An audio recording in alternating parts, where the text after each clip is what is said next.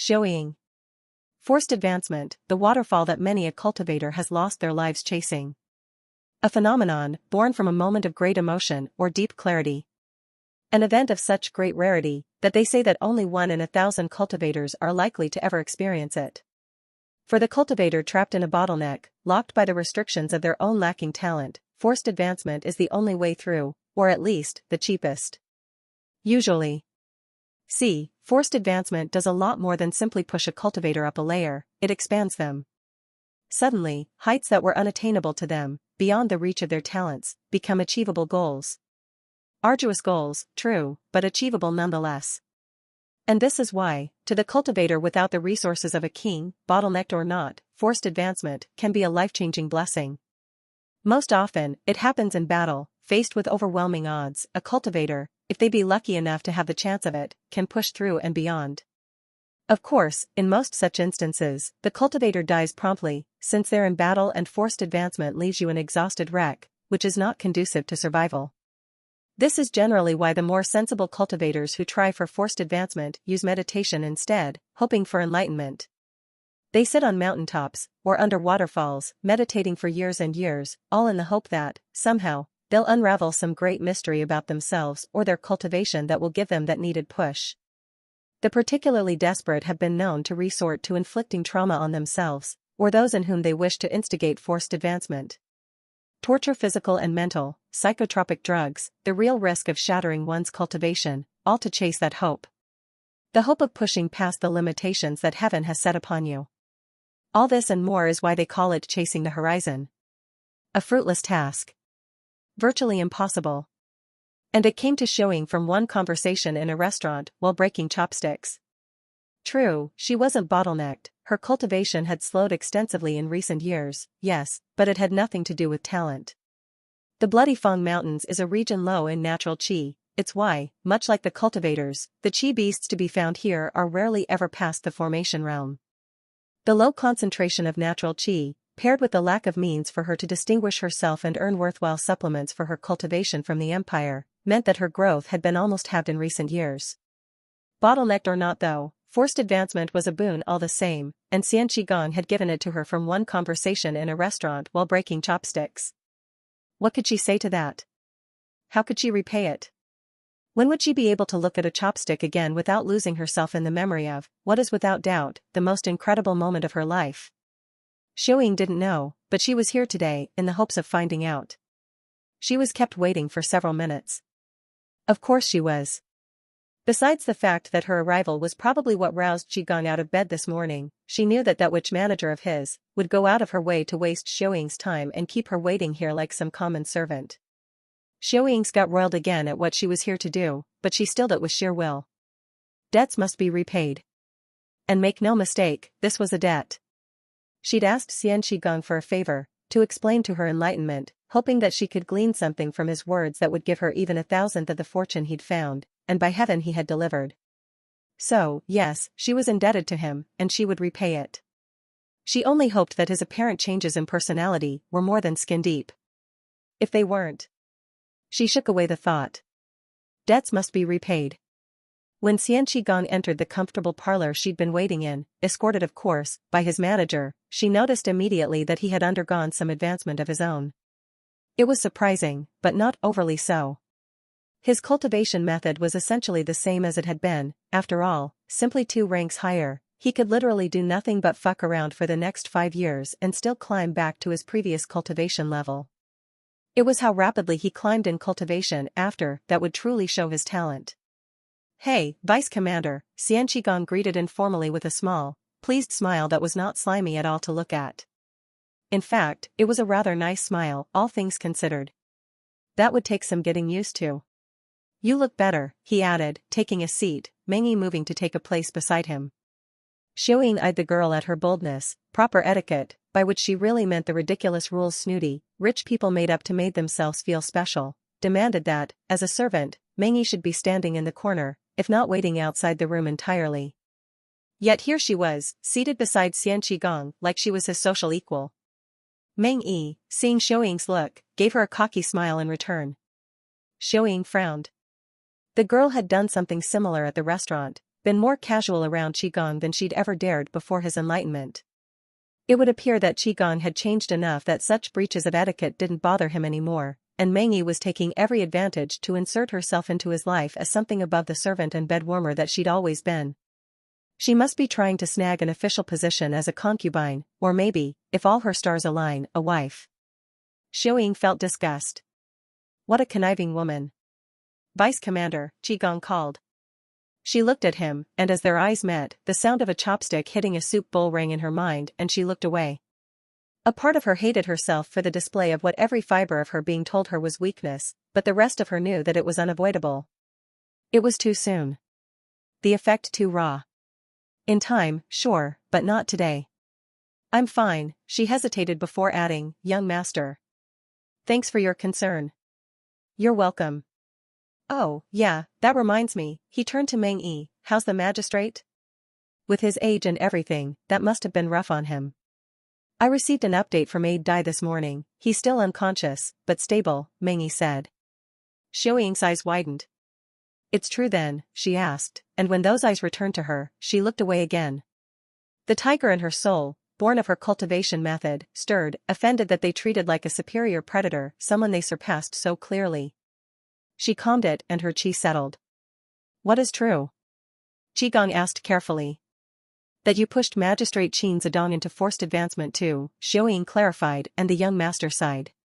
It was an accident, he said, like he was desperate for the world to believe it. That really doesn't make it better, young master Xian, Mengyi pointed out. She was right. Having it be a deliberate act is one thing, but if he'd actually accidentally pushed, not one, but two cultivators into forced advancement within hours of each other, she had no words. Was this the power of a noble rank celestial plum? How amazing. Qigong sighed again, and, in a pathetically obvious attempt to change the topic, said, So, Vice Commander, what can we do for you? Mengyi told me you've been wanting to see me for days now.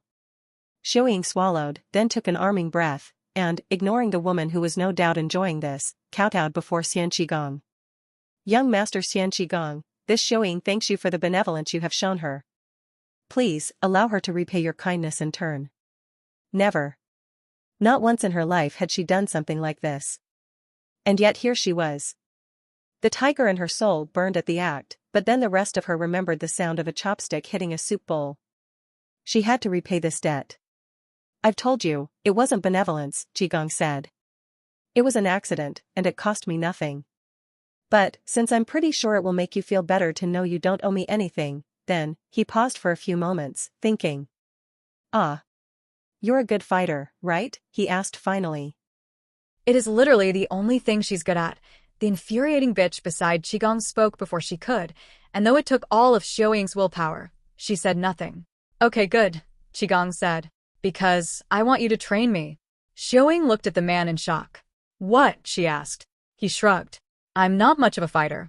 Don't think I ever was. Unfortunately, in a world like this, the strength of one's arm matters, and it's always better to be a warrior in a garden than a gardener on the battlefield. So, I want you to train me. And don't go easy either. Push me to my limits and beyond. Consider your debt repaid the day I beat you in a spar. Xiaoying looked up at the man with Xian Qigong's face who was as different from him as the sun was to a shit-filled gutter. Understood, young Master Xian, she said. Thank you for your kindness. She meant it too. So, I want you to train me. And don't go easy either. Push me to my limits and beyond. Consider your debt repaid the day I beat you in a spar. Understood, young Master Xian, she said. Thank you for your kindness. My whole life, I've never been one for strenuous physical activity. In fact, before my unprecedented arrival in the body of one Xian Qigong, I was about as fit as your average couch potato.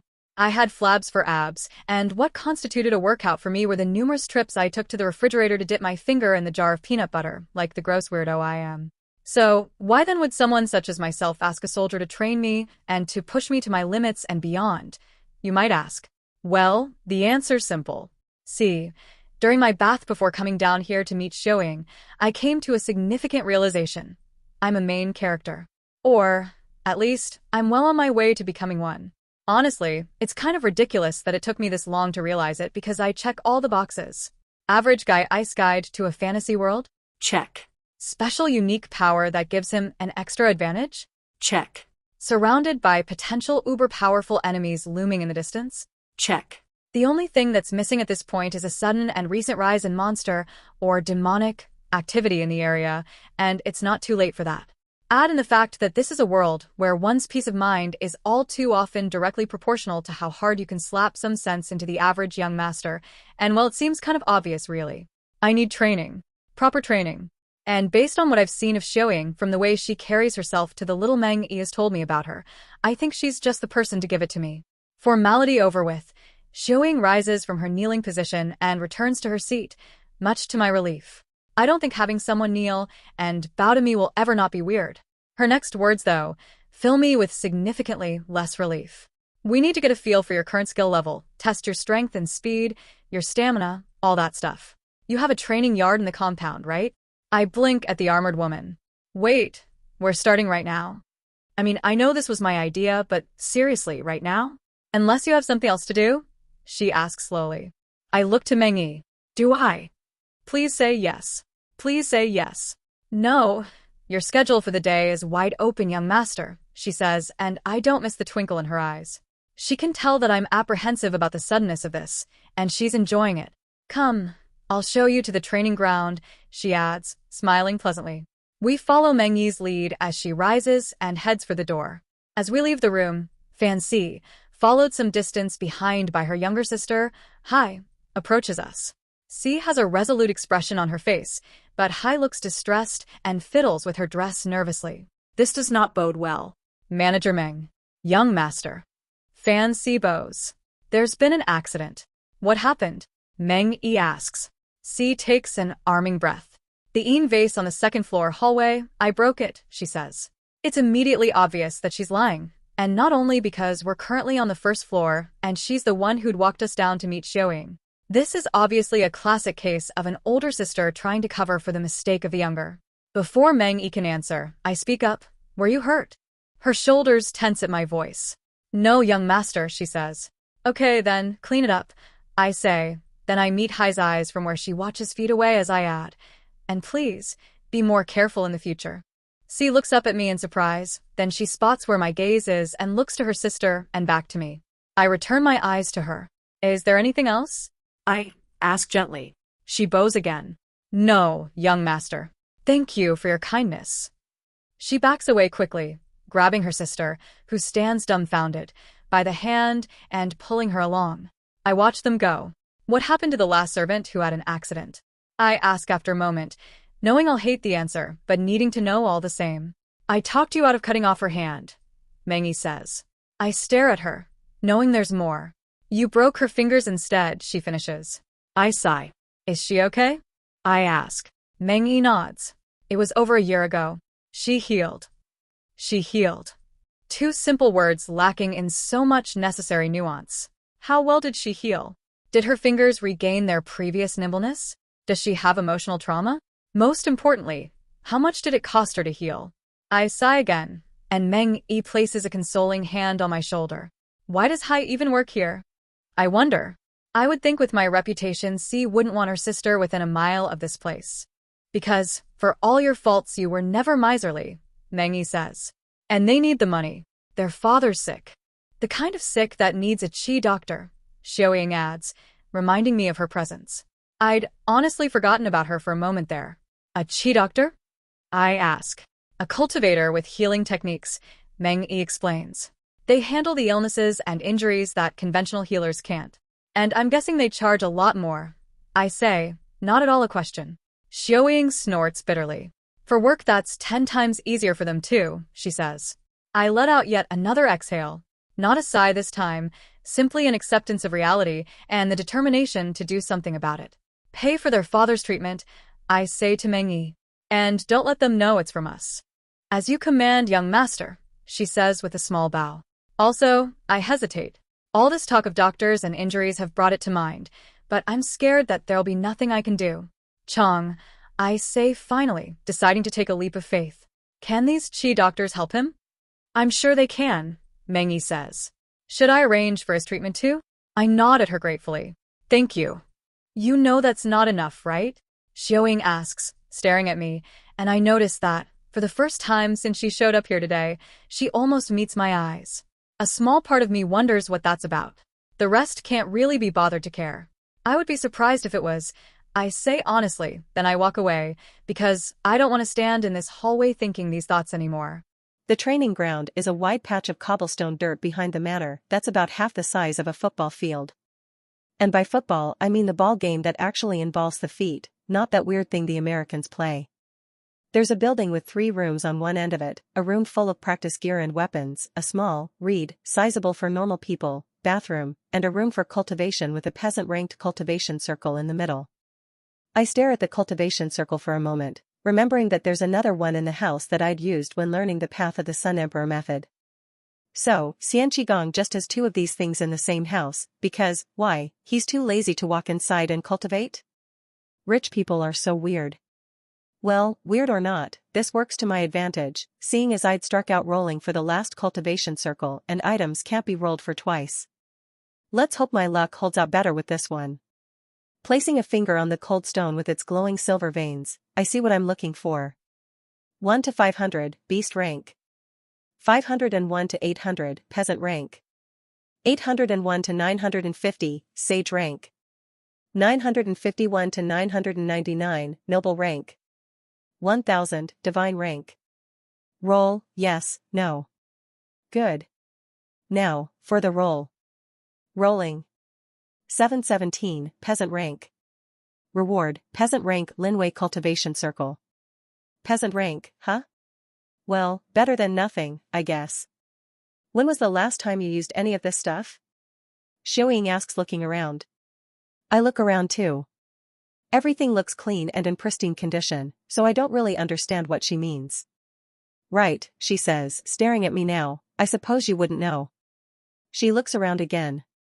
And considering what you were like, I suppose the question is pretty pointless, she adds. Leading the way, Xiaoying takes us back to the room with the practice weapons. She pulls a practice spear, at least I think it's a spear, since it's really just a wooden pole with one end painted red, off a rack, and tosses it to me. Take a stance that feels natural, she commands. I obey awkwardly, taking a moment to find what feels natural. After a few seconds, I settle into a stance that I feel is comfortable enough, only to have my feeling of accomplishment die a sad death when I catch Xiaoying's pained expression as she observes me. No good? I ask, already knowing the answer. Let's just say you take to the spear as naturally as a fish takes to tree climbing, she says, gently pulling the training weapon from my hands. Ouch, I say for lack of anything better. Mangi doesn't have that problem. Well, if you're half as good as you like to think you are, then a lack of talent on the young master's part shouldn't be a problem, should it, she says. After all, wasn't it your beloved General Mao Yun who said a student with the eagerness to learn doesn't need talent, only a good teacher? Xiaoying shoots the younger woman a look that I'm half surprised doesn't set her on fire. Mangi smiles back at her pleasantly. Who is this General Mao Yun? I ask, both curious and trying to defuse the situation. You mentioned him before, back at the restaurant when I did the thing with the chopsticks. I finish a little awkwardly, still a little uncomfortable by how she'd reacted to what to me is a simple experiment. Xiaoying looks at me, holding my gaze eye to eye for the first time today. There is a complicated expression on her face, like she's feeling too many things at once to properly emote them all. It was really just a thing to you, wasn't it? She asks. You took my mind and bent it to your will. You made me obey an order without even needing to give it. And it was just a thing you did. I'm sorry, I say. I know it had a profound effect on you, and I didn't mean to make light of that, I simply. Don't apologize, Xiaoying cuts me off, sounding almost offended that I feel the need to do so. You don't have anything to apologize for. She struggles to find the words. You showed me a truth about myself that I would never have realized on my own. I'm curious about what this truth is, but she doesn't share and I don't ask. Don't apologize, Xiaoying says again. Even without the forced advancement, I would thank you for what you did. So, never apologize. I nod, accepting her words. With that done, Xiaoying returns the spear to its place, then she looks around for a moment before pulling out a long, straight sword from a different rack. She eyes it intently, then eyes me, then eyes the sword again, and, with an expression that clearly says, meh, how bad can it be, she hands it to me hilt first. Try this, she says. It's a little offensive to be honest, I mean, it's a wooden sword, for God's sake. Plus, Xian Qigong used a sword, so how bad could I possibly be at it? Intent on proving myself to not be completely useless with the weapon, I take the sword, testing it out with a few experimental swings and, crash, accidentally knocking down a rack of spears in the process. I wilt under the stares of the two women present, then silently hand the practice weapon back to Xiaoying. I guess enlightenment didn't give you any martial talent, she notes as she takes the sword and returns it. We try several more weapons after that, mostly still spears and swords, but of different kinds. Why do I even have all these practice weapons? I ask after I prove to be as untalented with the sixth weapon, a massive sword bigger than I am, as I have with all the rest. I clearly have no skill with any of these. Not with all of them, no, Mengyi concurs. Implying that he has any skill at all in the first place, Xiaoying quips, and Mengyi shoots her an unamused look. Xiaoying looks unimpressed. What? She asks. Am I wrong? Mengyi ignores her, turning to me instead. Perhaps it might be best, young master, if you forego weaponry entirely, she suggests. You have great reflexes and fast hands, perhaps you should lean into that. And fight with his fists like some barbarian? Xiaoying asks, amused. I'm sure his family will love that. Don't worry, Mengyi says, they'll understand, seeing as he was trained by one. Xiaoying scowls at her. Fuck you, she says, adding a gesture with her hand that is different from the one I'm familiar with, but that I imagine means the same thing. No thanks, Mengyi replies.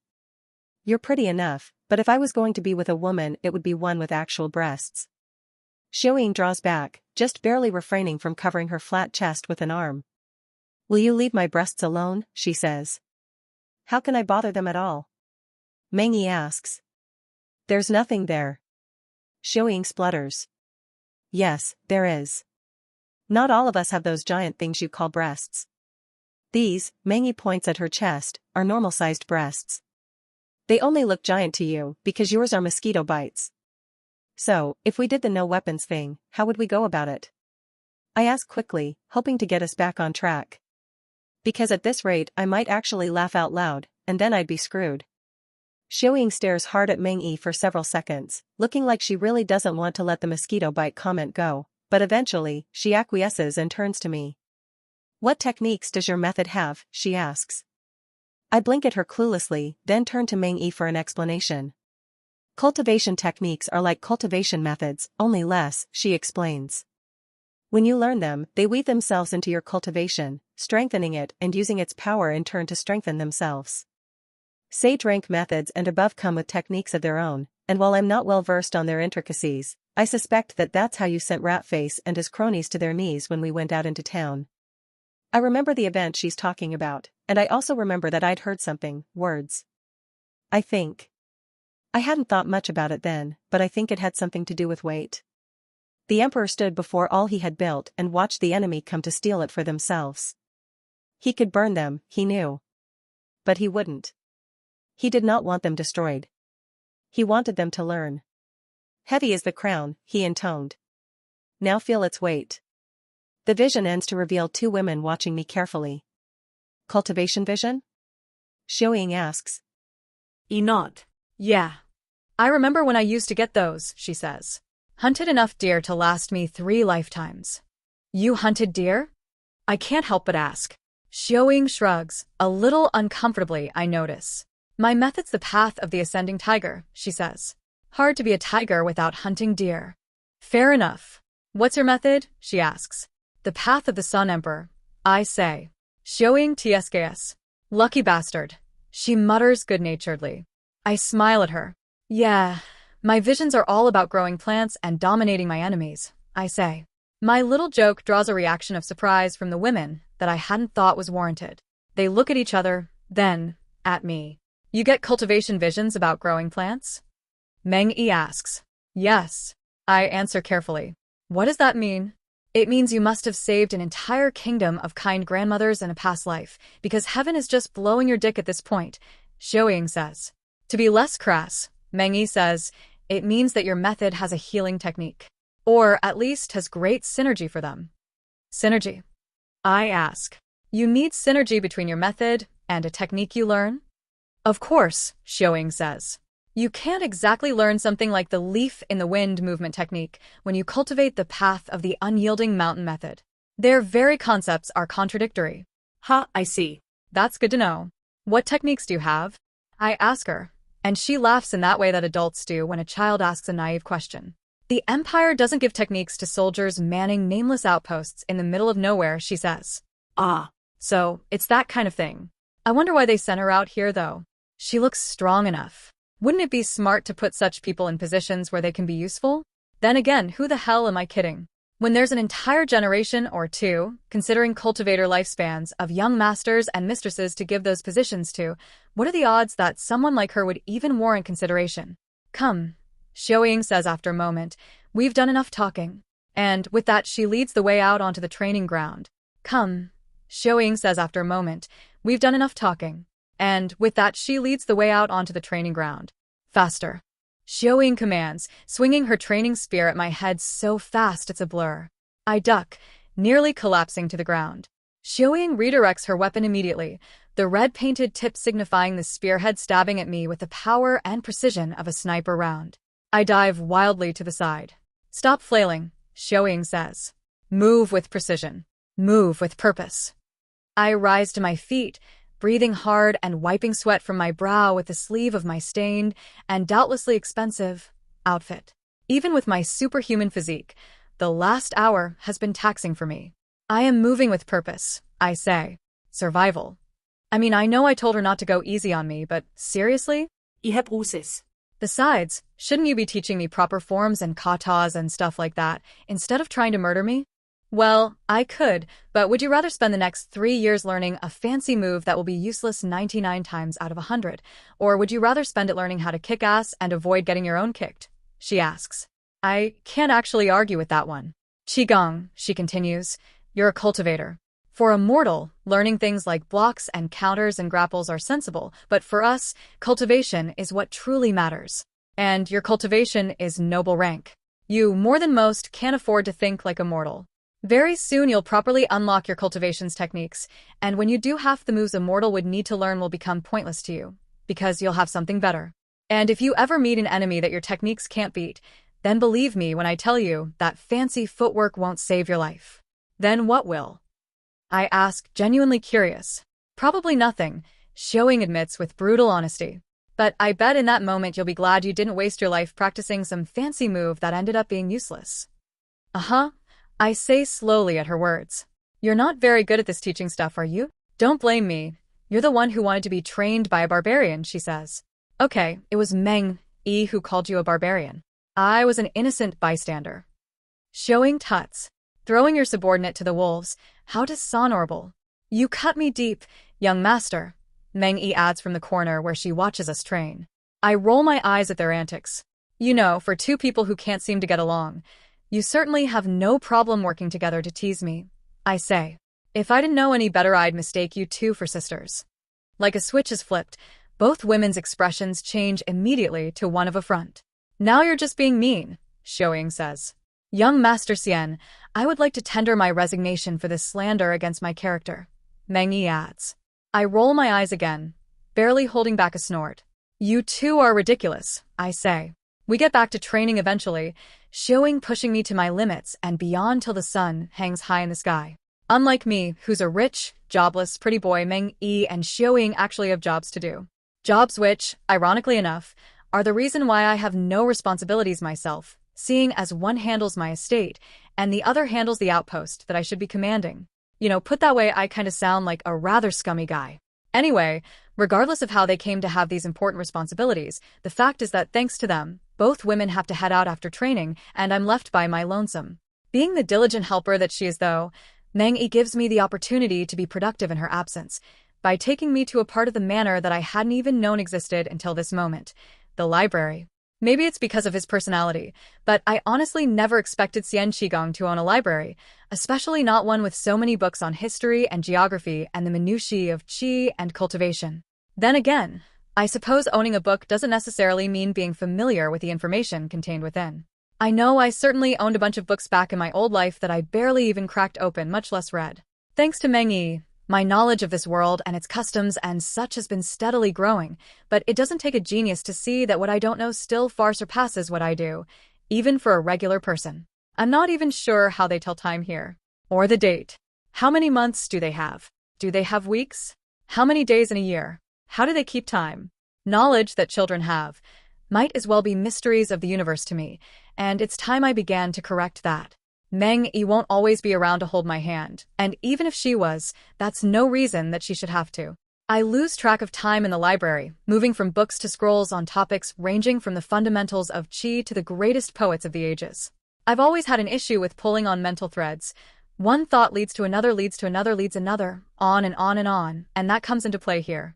Which is why when Meng Yi returns several hours later, it is to find me at a table with a dozen plus open books and unrolled scrolls surrounding me.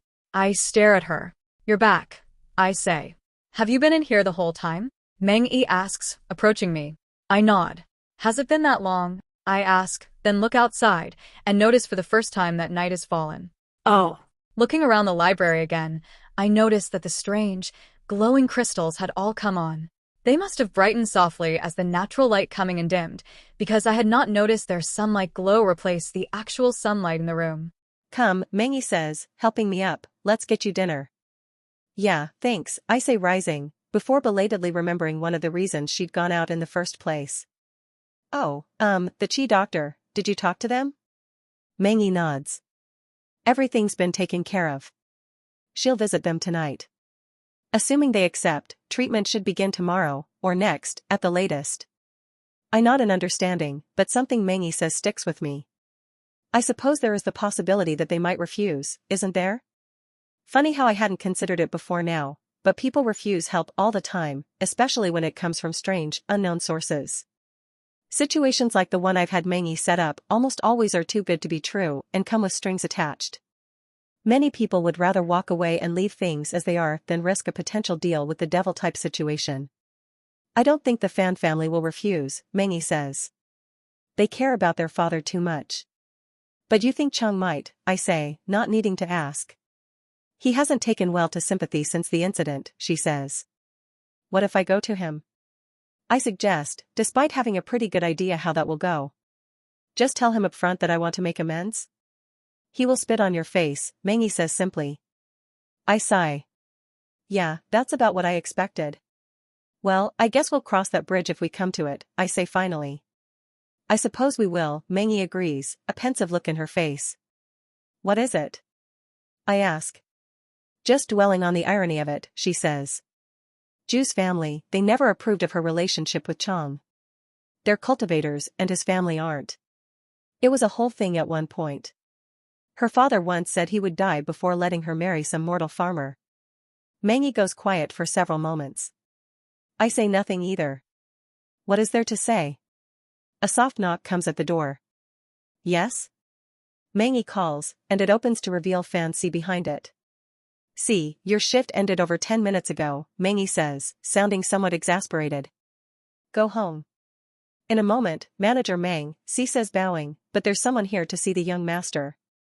Her eyes flick to me and away quickly. It's Wei Ju. I still. Even Meng Yi is temporarily at a loss for what to do, before she recovers. As she opens her mouth to speak though, I cut in. Take me to her. Both women look at me with surprise. Meng Yi begins to say something again, but the look on my face halts the words before she can say them. After a moment, she nods, and steps back. I turn to Fan Si. Take me to her, I repeat. The walk to Wei Ju takes both a minute and 1,000 years. I move with measured steps, trying, and mostly failing, to control the apprehension growing in my chest. A million questions flit through my mind. Why is she here? Why now? What does she want? What will she do? What will she say? I have no answers to any of them, only speculation, and that only makes my agitation harder to quell. Eventually, finally, much too quickly, we reach where Ju stands at the door to the house, refusing even to step a foot into my home. I can't say I blame her. Wei Ju looks, mostly normal. Her hair is neatly made, her clothes fine, she's a little too far on the skinny side, but that's hardly strange enough to warrant notice. Even her qi is ordinary, beast rank second layer of the weaving phase. So, yeah, Wei Ju looks mostly normal. The one thing that gives her away though, the thing that reveals the trauma and pain hidden in her heart, plain as day for me to see, are her eyes. They haunt me with their stare. And as I walk up to her, they never waver from me. We say nothing for several long moments, simply watch each other, me waiting patiently for her to break the silence, and her searching my gaze for something that only becomes known to me when she says, "You really remember nothing." It was recognition. She was searching my eyes for recognition. "I remember everything," she says, and the words pierce me like a knife to the chest. "Would it help at all if I told you how sorry I am?" I ask her. She actually seems to think about that for a moment, then she shakes her head. "No. I don't think it will." I'd expected that. I mean, would an apology from me really even mean anything? I'm not the one who hurt her, everyone knows that. They think it's for reasons different than what it really is, but that's immaterial. What matters is, an apology from me would be like an apology from Xian Qigong's twin brother. We may look the same, we may sound the same, hell, we may even act the same in some ways, but I am not him and he is not me. Ju chuckles in a way that is devoid of humor, her gaze still not leaving mine. "I can't even hate you anymore," she says. "Even that you've taken from me." An expression of anguish so deep it damn near swallows me up twists her face for a moment, but then, with a choked gasp, it passes, and Ju looks around like she doesn't even know what to do with herself now. Almost like hating me, no, hating him was all that had kept her going till this point. "I paid for a chi doctor to heal Chang," I hear myself saying before I even become aware of opening my mouth. Ju blinks at me, the words taking a moment to sink in. She looks at me incredulously.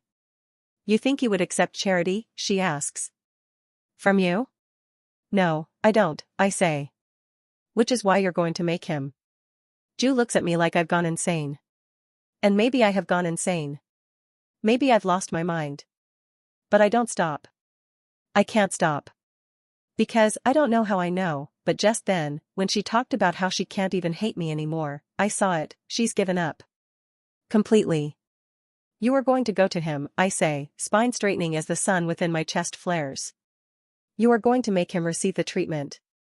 And you are going to tell him that if he has something to say to me, then he can walk up to my doorstep when he is healed and look me in the eyes as you have done."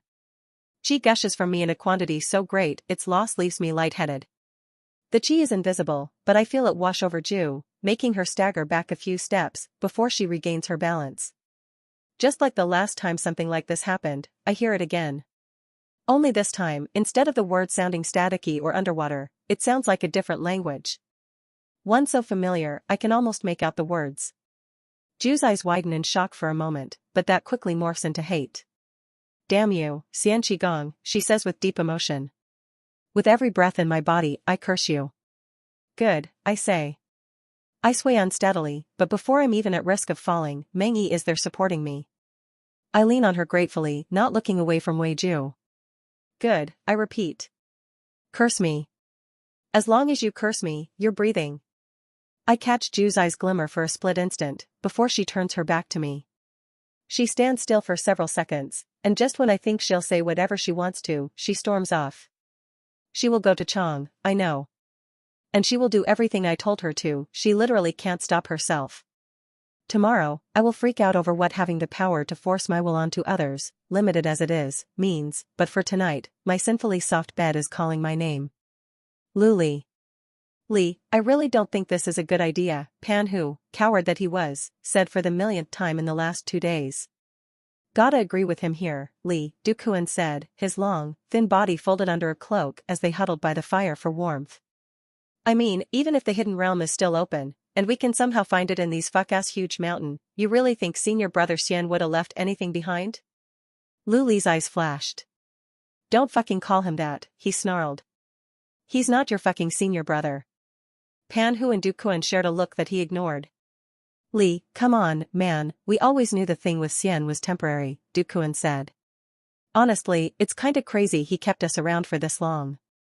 We had our fun, he helped us ignite, let's just take the win and," the rest of Dukuan's words were cut off courtesy of Li's first smashing into his jaw.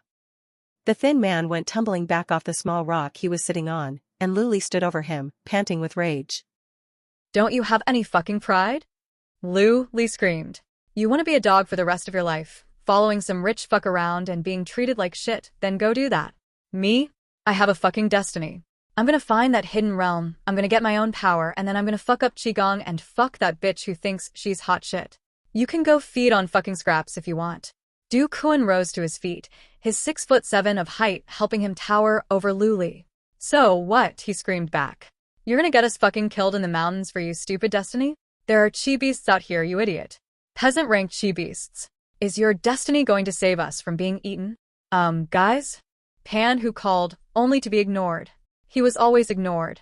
Cowardly Pan, who, they called him, Pan the Pussy. And yes, he was a pussy.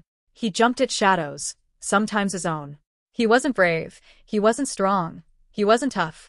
But he did no danger, and, for the past 2 days, ever since they'd gone past the marked safe zone of the Bloody Fangs, they'd been in danger. Something was hunting them, and he'd told the others. But he was Pan the Pussy. Why would they believe him? Pan, who opened his mouth to call out again, but his life ended before the air could leave his lungs. It took Lu Li and Du Kuan 5 seconds to notice the death of their friend, but by then it was already too late. In fact, it had been too late since 2 days ago. The beasts, deliberately and measuredly corrupted with wild qi, delivered the bodies to their master. One was very dead, but the others were alive. Barely, but enough. Their master walked forward. Ah, he said. Finally. Then he dined.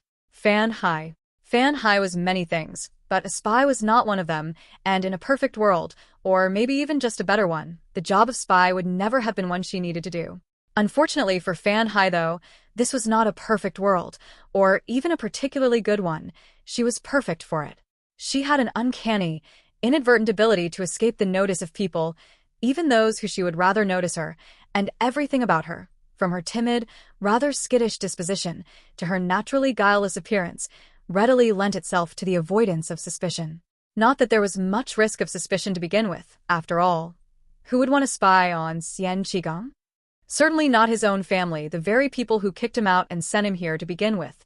Besides, spying was too harsh a word, since all they were really doing was keeping an eye on him. And why shouldn't they? He still bore the Xian name. He certainly liked throwing it around, for how much he badmouthed them. As long as he still bore the name, he was still a member of their family, and was it so wrong to want to keep tabs on a family member, especially one as troublesome as Qigong? That reasoning was a small, but not insignificant part of how Shui Tai had convinced Fan Hai to take the job, the rest of course being the promise that, if she served the Xian family faithfully, they'd pay for a doctor to treat her father. That was almost 2 years ago, and it had taken Fan Hai a depressingly long time to begin to suspect that maybe Shui Tai was never going to make good on that promise. Maybe all those words were supposed to do was make her cast her lot with people who saw her no different from how Xian Qigong did. Maybe that promise was simply a chain around her neck, with which they tugged her in whatever direction they wanted, warping her hope and her love and her desperation into a means of control. It was funny in the worst way, because treatment like her father needed would cost them nothing, and there were few things that Fan Hai wouldn't do to repay such a debt. Hi, her sister, Fan Si, called, pulling the younger woman from her thoughts. They were on their way back home, having left the Xian manor behind and heading now back into town. It was still a fair distance to home, but both women were strong walkers as one had to be growing up in the mountains and familiar with the way. Hai responded, looking to her sister. I said don't mention the vase when we get home, Si says. Don't want Chun losing his mind. Chun was Si's husband of 2 seasons. They'd married just before winter last year, and it was no secret that Chun strongly desired for his wife and sister-in-law to quit working for a man like Xian Qigong. The only reason he hadn't gotten his way was because he was nowhere near successful enough as a shoemaker to handle the cost of keeping their father alive. So his wife and sister-in-law continued to work for a man notorious for petty cruelty over the smallest transgressions, and Chun worried about them like a mother hen. Hai nodded at her sister's request, doing everything in her power to not let her guilt show. The vase that Si spoke of, the one that Hai had broken this morning and that her older sister, Ever the Protector, had lied about being responsible for, Hai had broken it deliberately. Shui Tai had told her to. It was an order from his family, she claimed. They wanted to see how deep Xian Qigong's change in personality ran, and so Fan Hai was ordered to do something that would ordinarily draw his ire and report how he reacted. For the first time in her life, Fan Hai had desperately wanted to tell Shui Tai to go fuck a duck. She hadn't, And not at all because the woman had made some token promise to take care of her should Xian Qigong prove to not be as changed as he seemed. No, it was because she understood her situation. She was trapped. After all, what was she going to do, say no? Hai had been given free rein to choose how she drew Xian Qigong's ire, and, for lack of ideas, she'd chosen the vase. It was simple enough, and, considering what had happened the last time someone broke a vase, sure to arouse the young master's anger without, hopefully, pushing him too far. Hai had made a major miscalculation, though. She'd forgotten about her sister, the woman who worked in the same house she did and considered it her mission to protect Hai. Watching her sister walk up to the young master and take responsibility for her actions had damn near killed her. But then Xian Qigong, proving himself to be nothing like the man he was, had looked right at Hai, obviously seeing through Xi's lie, and took no offense at the deception or the destruction of his property. Instead, he'd shown concern for their well-being and sent them on their way. "I wish you hadn't done that," Hai said quietly, because, as well as it had worked out in the end, there had been a very real chance that it wouldn't have. "What?" Xi asked, and Hai worked up the courage to look her in the eyes. "Lie that you broke the vase," she said. "It was my mistake." Xi looked at her like she was insane. "And let that." Her voice dropped significantly despite that they were alone. "Crazy man cut off your hand or worse?" "And what if he'd cut off your hand?" Hai asked, her self-loathing helping her find the fire to push against her sister's words. "Doesn't that matter? Don't you matter?" Xi blinked at her, stunned into silence by her forcefulness. Hai was never forceful. She never shouted, never cursed, never even got angry. This was new for her older sister. "It was my mistake," Hai finished, the brief bout of fire fading. "If anybody deserved to suffer for it, it was me." "You don't deserve to suffer just because you broke some stupid vase no one cared about," Hai Xi said. "Besides, young Master Xian forgave it." A look of astonishment came upon the woman's face. "I still can't believe how much he's changed." Neither could Hai, to be honest. But regardless of what they believed or how they felt about it, young Master Xian had changed. So much so in fact that, by his own admission to Ju, he had paid a qi doctor to heal Chang. Wonders really shall never cease, Xi decided, not knowing how true those words would be proven to be until they got home. Because Xi hadn't wanted to be separated from her family, her husband, Chun, had moved in with them after marriage. Their home wasn't particularly large, but it was off the beaten path, and it had some land. Once upon a time, this land had been worked on by their mother and father, growing patches of herbs and spices, but their mother had been dead for years now, and their father too sick to move unaided most days, so it sat untended. Arriving, Hai and Xi walked up to the house, and they were nearing the front door when it slid open and a tall, beautiful woman in fine, purple clothing practically glided out of the house. Following behind the woman was a tall, younger man, also in fine clothing, but not as fine as the woman's. He was carrying a bag, the woman's, Hai suspected, and he too moved with that grace that Hai had only seen from the elites of society. These people were cultivators. Hai could not tell what rank or layer or phase, but it was as obvious as the absence of the sun in the sky, these were cultivators. Her heart twisted in panic for a moment. Why were cultivators at her house? Had Shuai sent them? Why would Shuai send them? Did this have anything to do with her? Everyone halted, Hai and Xi bowing to the cultivators. "Xi and Hai," the woman asked.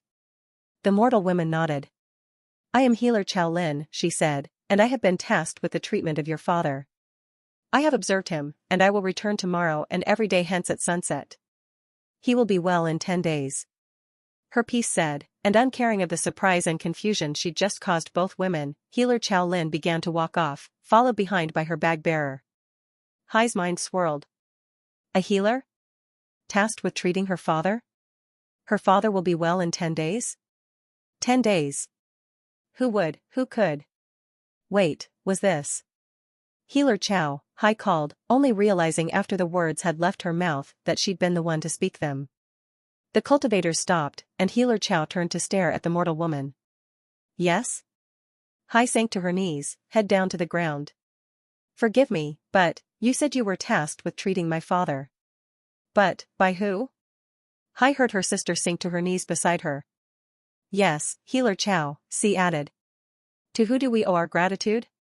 To someone who wishes to remain unknown, Healer Chao said, and then she walked away. See, Hai, Chun called from behind them, helping his wife up. You don't know who sent the Qi doctor either? He asked. No, Xi said. I didn't even know she was here. What happened? Their younger brother, Fu, 15 years old and tasked with looking after their father most days, answered. We don't know. They just showed up here and said someone sent them. Who?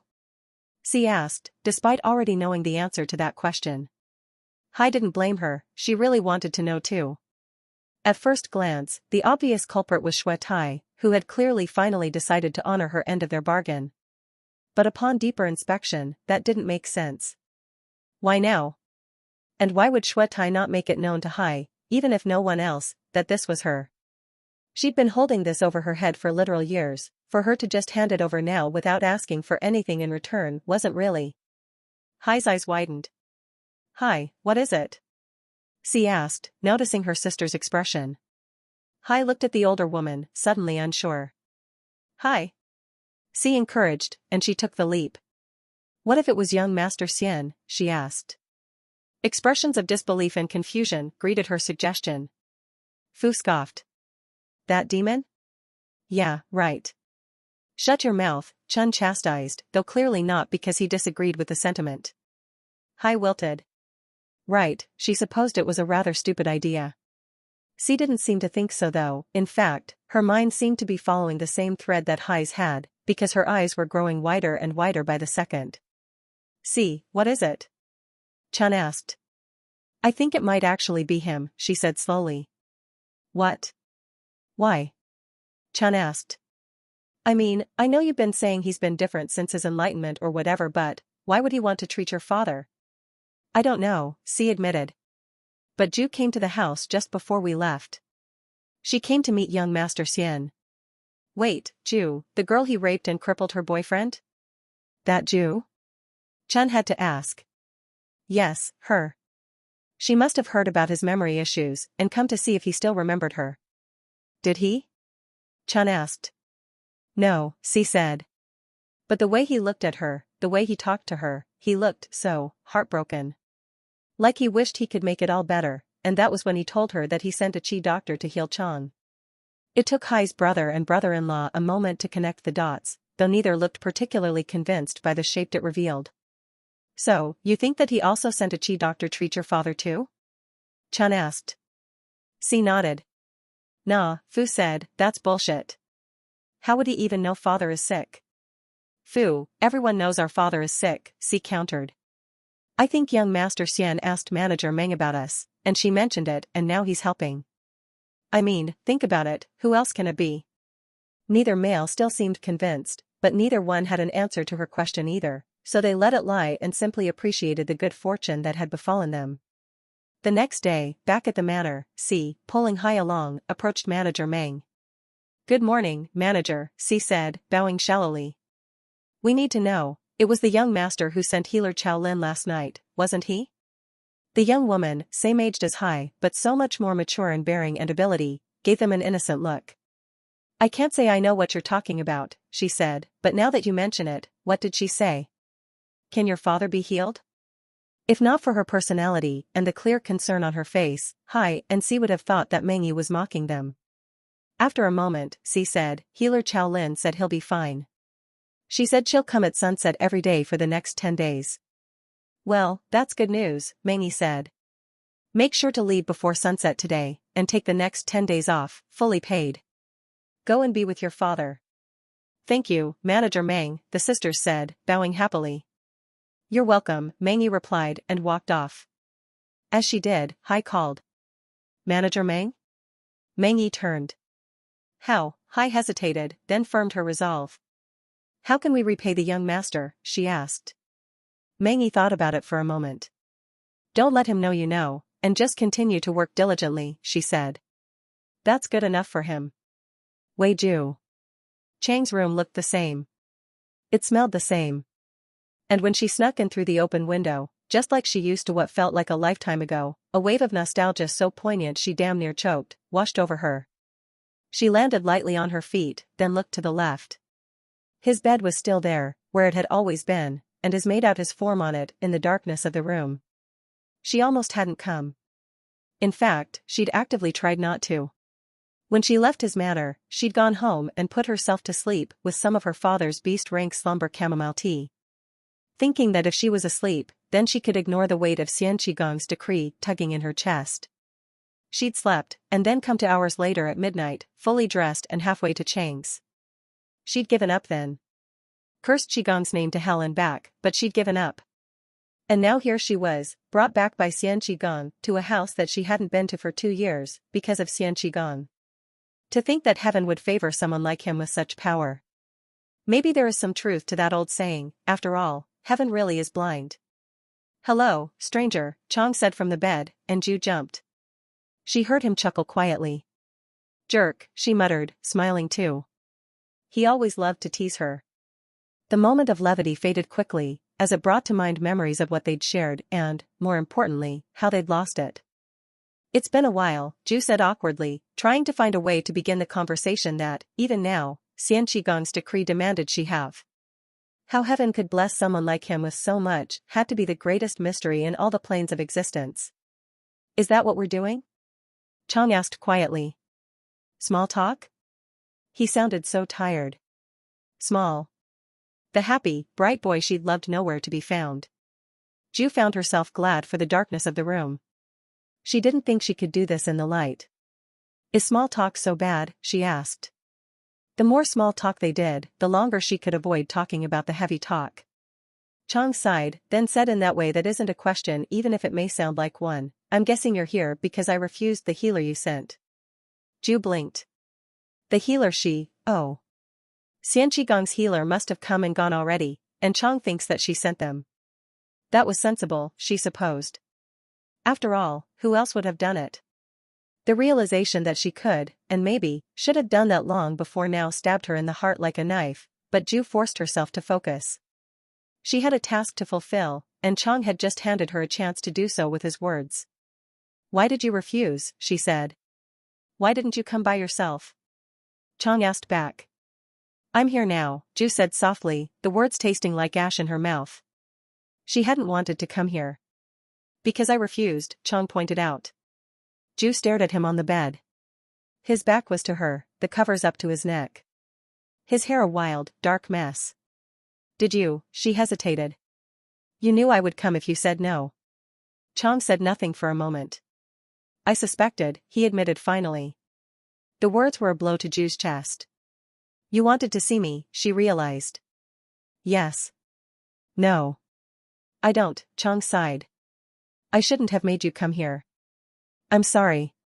You shouldn't have to see the man who failed you." "You failed me?" Ju asked. "Your father was right, I was never good enough for you. I couldn't even protect you when it mattered." "Neither did he," Ju said. "Should I blame him too?" To that Chang had no reply, but Ju wasn't done. "Have you thought all these years that you failed me?" "Because, Chang, it's the opposite. I failed you. Xian Qigong broke your back and I did nothing. I could do nothing. I'm the cultivator. I was supposed to protect you. But I couldn't, I failed and you were," she felt the tears running down her face, just like she had that day. His laughter resounding in her head, that evil smile upon his lips. "He hurt you, Chang, and I did nothing. And then I avoided you for years like a coward. Because I couldn't face my own failure." "You didn't fail," Chang declared, pushing himself up with his arms as best he could to look her in the eyes. Dark as the room was, his eyes still caught what little light there was, and for the first time in 2 years, Ju locked gazes with her first and only love. The pain was raw and deep, but she forced herself to not look away. "You didn't fail," he repeated. "And you're no coward. If you are, then I'm no better." Ju sniffed and wiped away her tears angrily. She'd done enough crying. "Chang, I need you to let the healer fix you," she said. "Please." Chang made no reply for a moment, then finally, in a small voice, he asked, "What if she can't?" Ju's heart jumped into her throat as that possibility occurred to her, but then her resolve firmed. She walked up to Chang and sat with him on the bed that they'd given each other their virginity on. "She will," she said fiercely.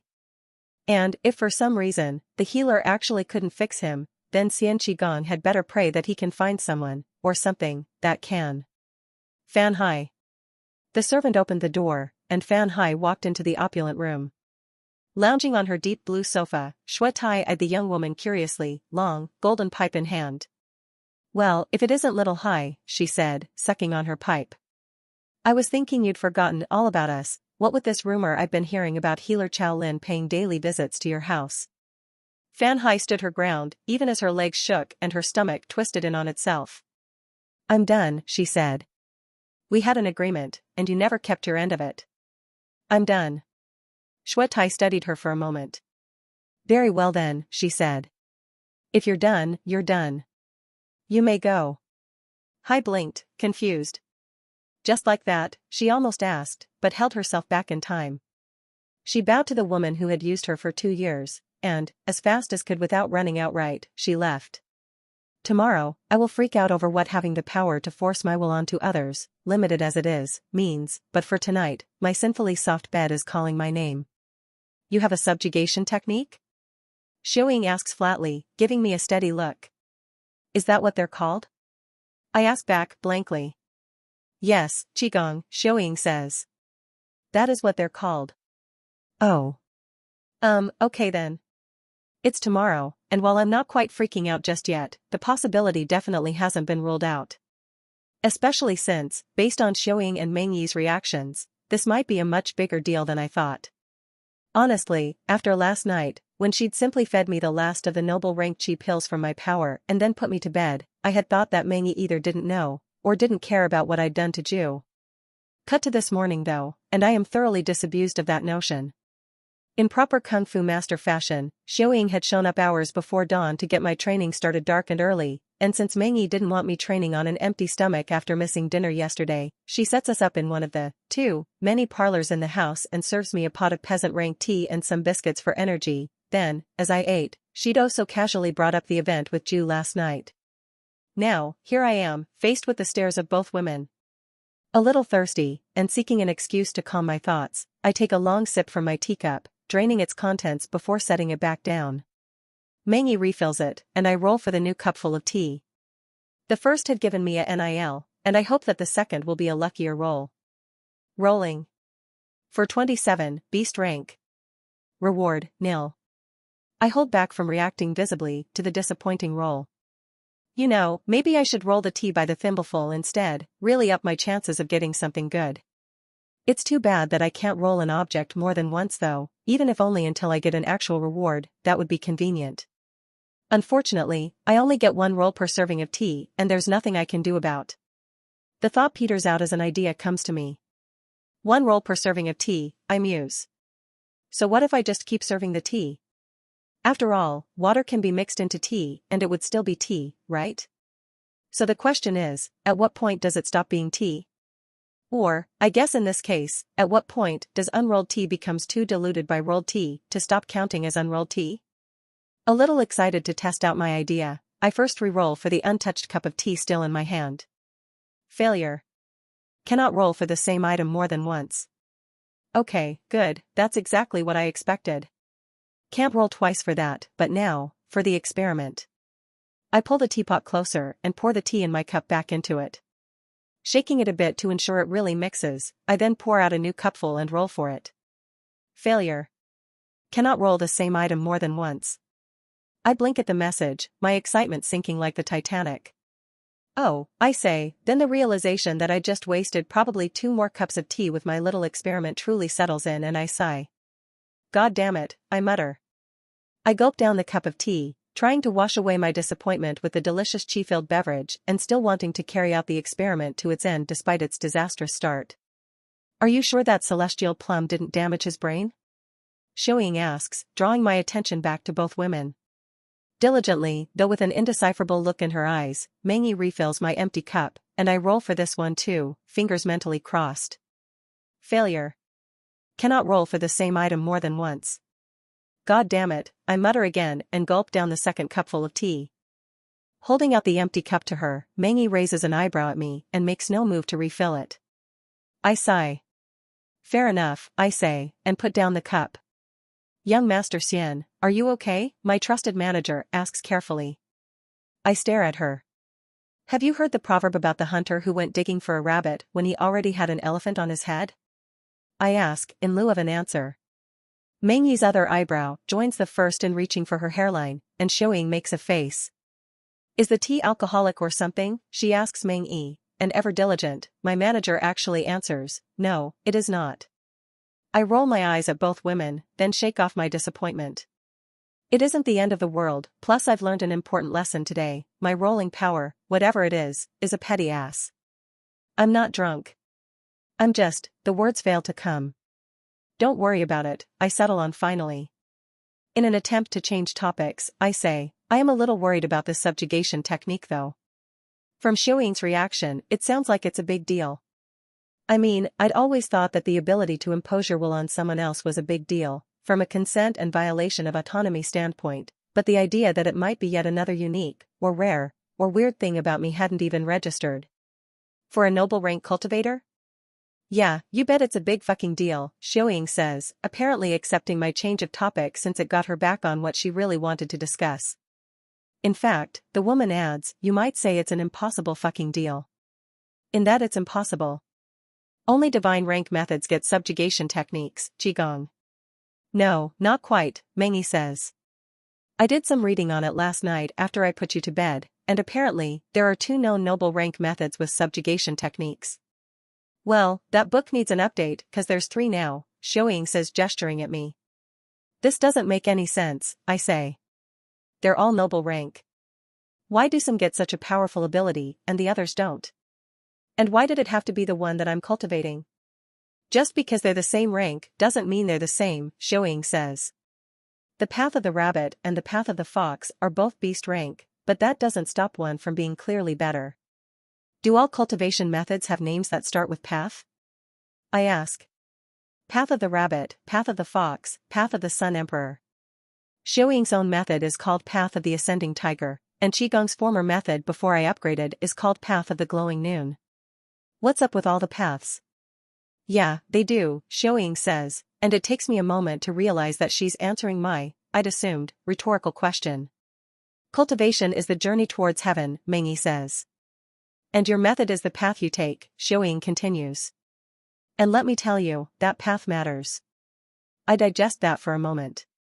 What does it mean then, that I'm on the path of the Emperor of the Sun? A being with the power to overwrite the wills of others with his? You know, Xiaoying muses, I would have thought that you'd know all about cultivation and stuff, since you've undergone enlightenment. There is nothing in her tone, or expression, that suggests that the comment is anything but a casual observation, but the words still make my heart skip a beat. I shrug. Well, enlightenment also made me forget where the kitchen is in my own home, so. Xiaoying shoots me an amused glance. Like you ever knew where the kitchen was, she teases. I smile. Fair enough. Looking to Meng Yi, I get the conversation back on track. What are the parameters of this power? I ask. What are its limitations? It must have some, right? I already know that it comes with a great chi cost, but are there any others you know about? Meng Yi nods. Subjugation techniques can only be used on people whose cultivation is at least 2 ranks lower than yours, she says. And only if they're within the same phase of cultivation as you or lower. So, everyone of beast and peasant rank within the weaving phase is at risk, as well as, I'm guessing, mortals? I ask, though it isn't really a question. Meng Yi nods an affirmative all the same. Yes. No wonder Ju hadn't stood a chance. As a beast rank in the second layer of the weaving phase, my cultivation surpasses hers so immensely it isn't even comparable. So, since there's no one with cultivation higher than peasant rank except you, that's about 9 in 10 of the cultivators in Silver Springs, Xiaoying says, running some quick mental math. About, yes, Meng Yi agrees. I stare at them in surprise. It can't be that many, I say, refusing to believe it.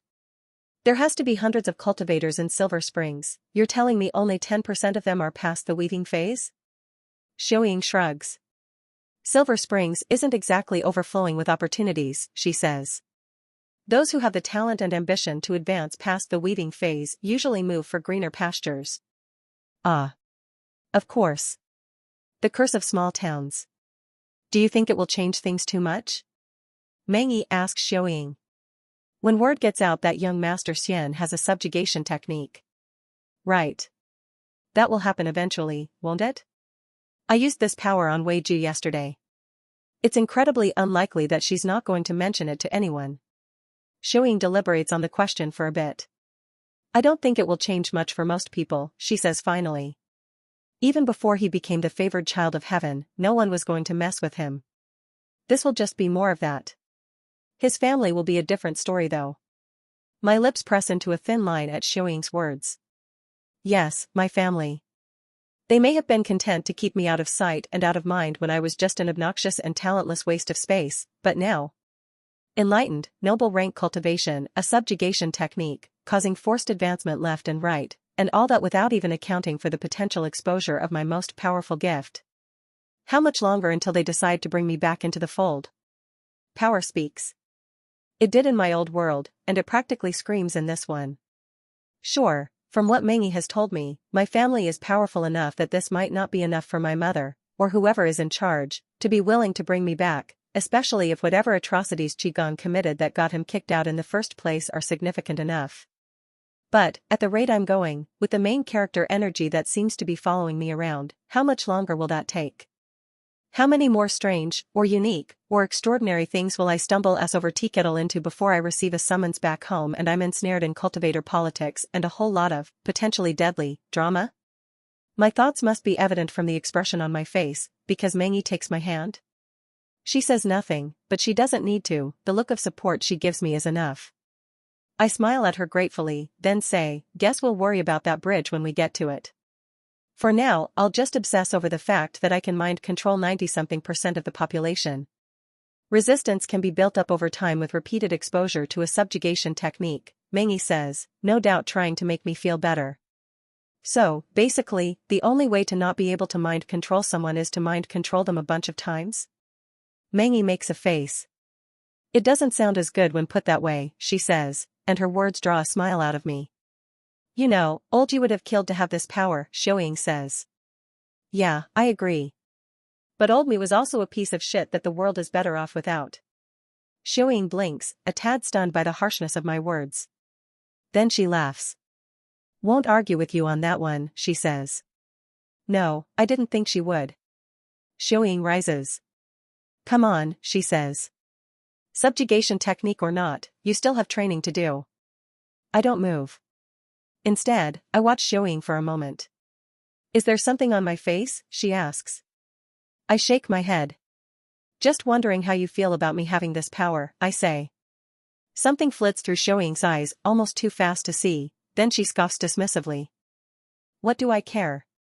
It won't work on me, I'm in the sprouting phase, she says. Not even you believe that you'll always be a phase in cultivation ahead of him, Mengi says.